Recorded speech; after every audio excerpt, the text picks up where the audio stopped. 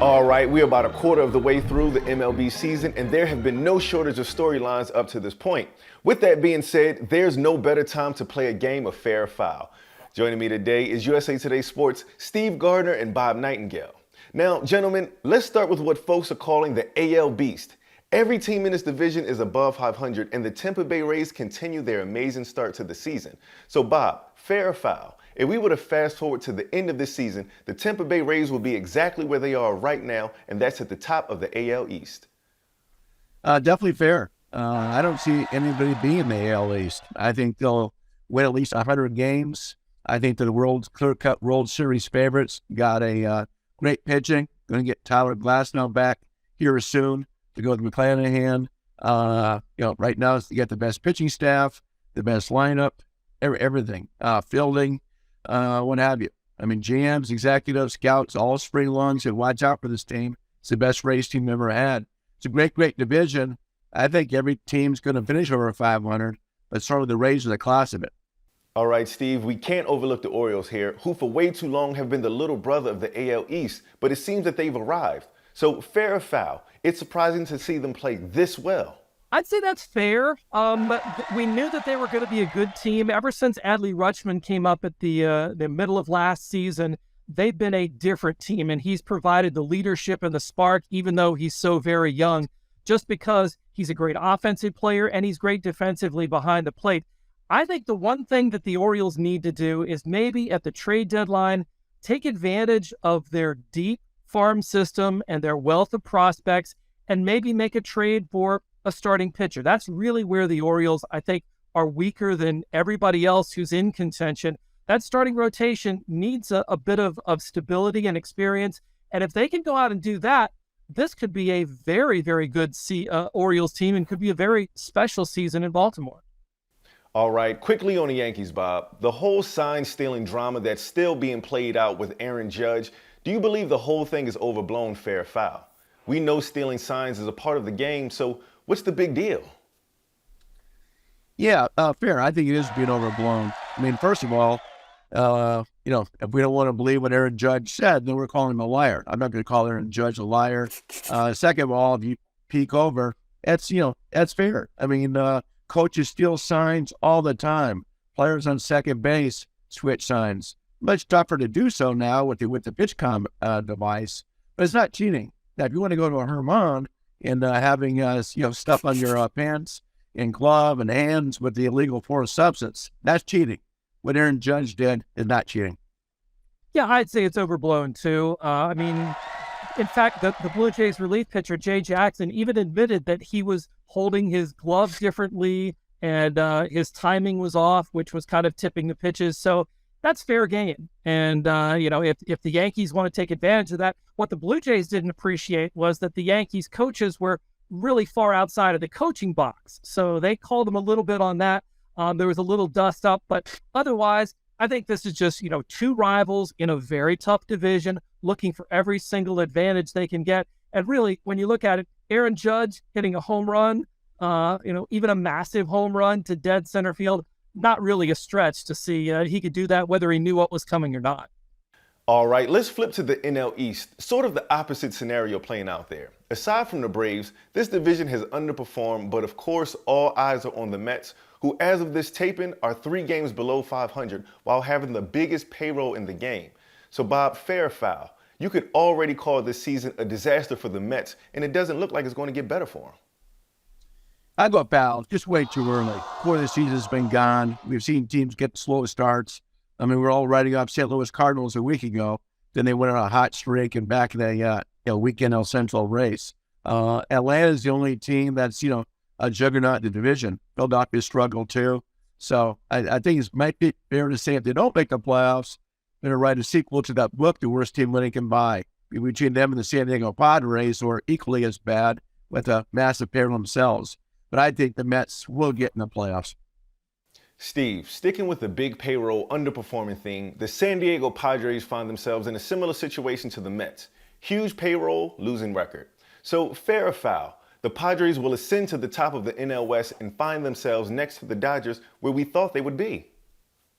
I think it's fair. The Padres haven't had their full complement of the roster on the field at the same time. Fernando Tatis had to serve his season-beginning suspension. Juan Soto's only recently started to come around and become the hitter that we know that Juan Soto can be. And the pitching staff, while it's had its bumps, is still very, very talented. So I think this is one of those cases where the Padres started slow. They did the same thing last year and kind of got better as the season progressed. I think that's where they're headed again this year. It's a long way, even though the Dodgers have established themselves as the team to beat in the NL West so far. The Padres have a lot of life still left in them. So, Bob, we talked about the good, we've talked about the bad. Now let's talk about the really bad. The Oakland Athletics only just got their 10th win of the season, which is obviously good for the worst record in all of baseball. They don't seem like they have any interest in winning. So, Bob, fair or foul, the mentality of this front office will change once they move to Las Vegas. Well, I think that's fair. I think they will start to spend some money. They got to, get a representative team on the field. They don't want a team that's worse than their minor league team already in Las Vegas. They're not trying to win. And I think it's going to be the worst team in baseball history. They're not just losing night after night. They're getting bludgeoned night after night. It's a nightmare in that clubhouse. They don't have any pitching. They've actually scored more runs than the Padres. That's how bad the Padres have been. And they moved to a new ballpark. It'd be interesting to see where they play in 2025 and 2026. Their lease expires after next season. I don't think the Giants are going to let them share their ballpark. I'm not sure Oakland City officials want them around. And you can't play the minor league ballpark in Las Vegas. It's just too hot in the summertime. You can't be playing games at 9:30 at night. So it'll be interesting to see where they play for those 2 years. And we'll also see how that team fares in Las Vegas as far as attendance. I'm not sure people are going to fly into Las Vegas in summertime, leave the casinos and big pools, and go watch a ball game.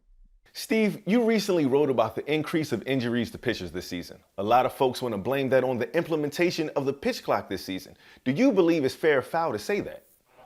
I think it's legitimate. It could be fair, but it seems like we're always complaining about injuries. In 2020, after the COVID shortened season, we were talking about pitchers coming back in heavy workloads, causing injuries. Last year with the lockout and the shortened spring training, we were saying, well, what's causing the injuries? It's got to be the lack of preparation time. And now this is the one thing that's different. We're always going to see injuries to pitchers. I mean, it's a stressful thing to do, to throw a baseball with high spin rates and at high velocities. So we'll always see, I think, pitcher injuries, but it does seem, according to the numbers, that there are even more of them.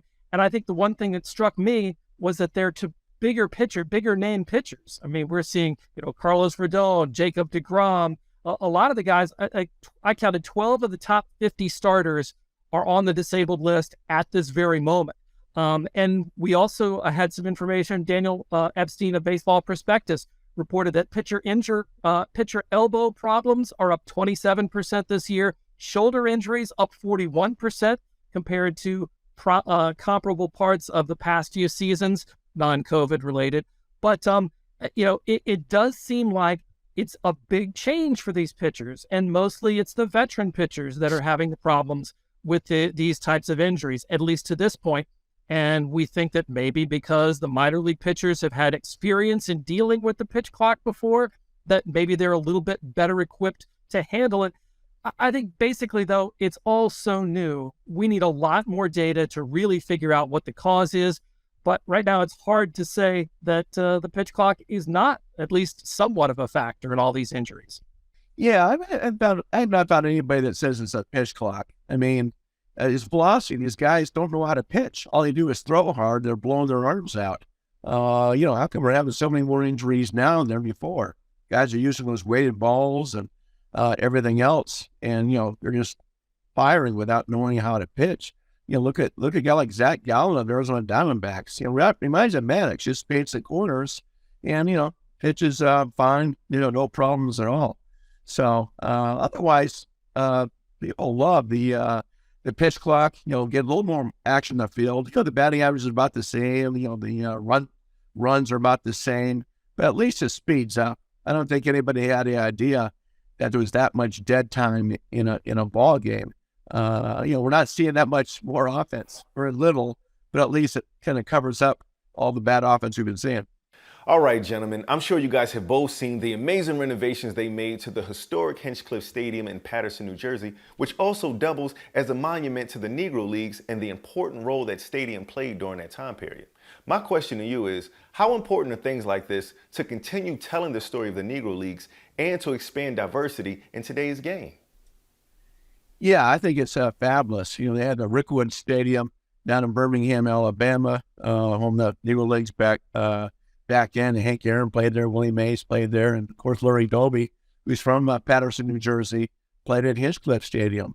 And they've been working on this project. I think baseball is going to have a regular season game there in a year or two. I think it'd be great, historic, and yeah, just brings back the history of the game to young kids and want to play it. Baseball's making a concerted effort to try to get more young black players playing the game. And right now it's 6.1%, and the lowest it's been since 1955.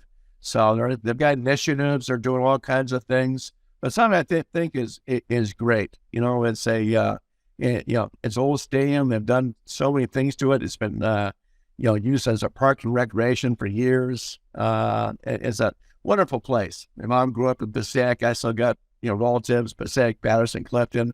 So everybody's excited. But I really do believe baseball will use this opportunity to play a major league game there.